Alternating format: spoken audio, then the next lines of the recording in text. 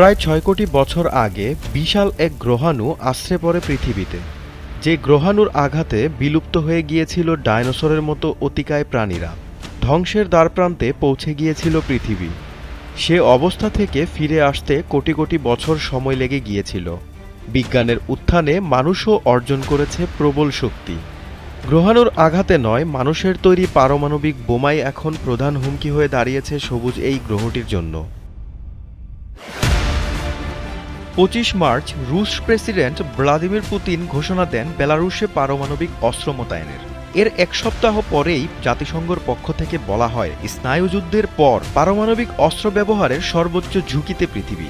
Ukraine যুদ্ধের শুরুতে বৈশ্বিক পরমাণু যুদ্ধের যে শঙ্কা করছিলেন সমর বিশেষজ্ঞরা, সেদিকেই কি ধাবিত হচ্ছে বিশ্ব? তার চেয়েও বড় প্রশ্ন, সর্বাত্মক পরমাণু যুদ্ধ হলে কি হবে এর পরিণতি? বর্তমানে বিশ্বের ৯টি দেশের কাছে প্রায় ১২,৫০০ সক্রিয় পারমাণবিক অস্ত্র রয়েছে।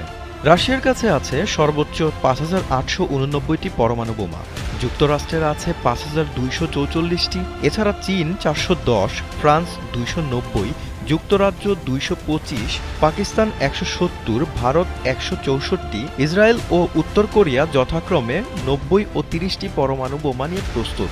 এসব তথ্য ফেডারেশন অব আমেরিকান সায়েন্টিস্টের। অনেকের ধারণা এর বাইরেও কয়েকটি দেশের হাতে রয়েছে পরমাণু অস্ত্র। পারমাণবিক বোমা ঠেকানোর কি কোনো উপায় আছে? আন্তঃমহাদেশীয় ব্যালিস্টিক মিসাইল বা আইসিবিএম হচ্ছে পারমাণবিক বোমা হামলার মোক্ষম অস্ত্র।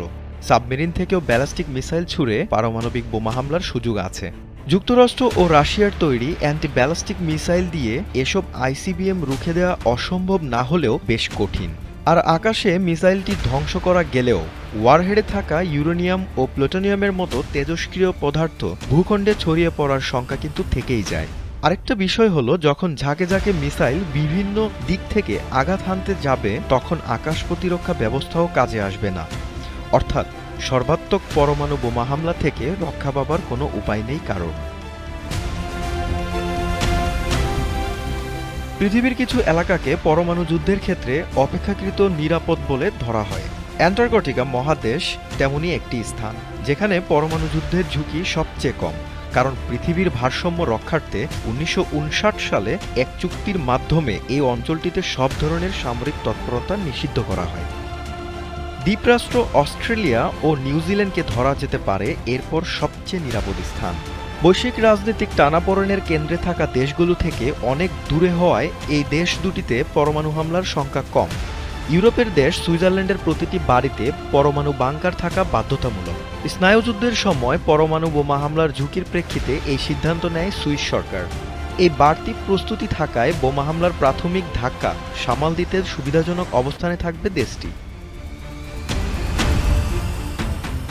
তবে এসব আলোচনা পুরোটাই হলো পরমাণু বোমা হামলার প্রত্যক্ষ প্রভাব নিয়ে, কিন্তু আসল সর্বনাশটা হবে পরোক্ষভাবে।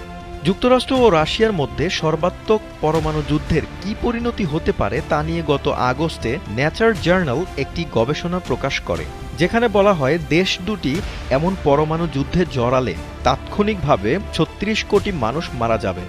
বিস্ফোরণে সৃষ্ট আগুনে ৩,৬০,০০,০০০ টনের বেশি কার্বন নিঃসরণ হবে, যা কয়েক সপ্তাহের মধ্যে গোটা বিশ্বে ছড়িয়ে পড়বে। এতটাই পুরু হবে সেই কার্বনের স্তর যে সূর্যের আলো পৃথিবীতে আসতে পারবে না। দীর্ঘ সময় অন্ধকারাচ্ছন্ন থাকবে বিশ্বের অনেকাংশ।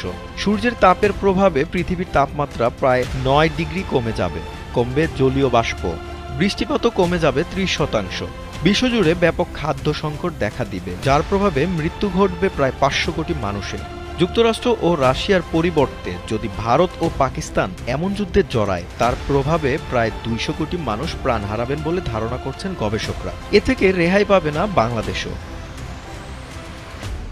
জাকারিয়া হোসাইন, যমুনা টেলিভিশন।